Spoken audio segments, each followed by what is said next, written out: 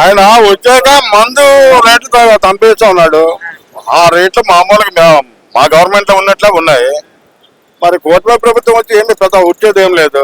అమ్మ ఒడి లేదు, ఏదో అమ్మకి నీళ్ళు నాన్నకి బుళ్ళు అన్నట్లు ఉంది. అంటే వైఎస్ఆర్సీపీ అధికారంలోకి మళ్ళా లేదు, ఆంధ్రప్రదేశ్ లో వైఎస్ఆర్సీపీ పార్టీ లేదు అంటున్నారు కదా, మీరేమంటారు? ఇప్పుడు రాదని అలా అంటారు, వస్తుంది జనాల్లో తిరుగుతాం, మేము తెచ్చుకుంటాం, మళ్ళీ మా గవర్నమెంట్ మేము అంటాం. రానివ్వండి, ఇప్పుడు వాళ్ళు చెప్తారు. ఇప్పుడు నేను మాట్లాడుతున్నాను దెంకెళ్ళిపోయి జైలు వేస్తాను, నా భయం వస్తుంది. నాకు ఆ భయం లేదు కనుక మాట్లాడుతున్నాను. రానివ్వండి, దానికే ఉంది. ఇప్పుడు వాళ్ళు వస్తాదని అంటే పోతానంటే రైట్ అన్నారు కదా.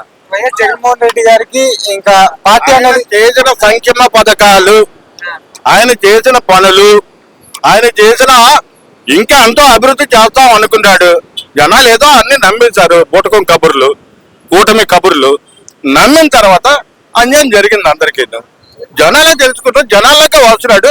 జనవరి 3వ వారం నుంచి అందులో వస్తాడు, మళ్ళీ బయటకి స్టార్ట్ అవుతుంది సినిమా.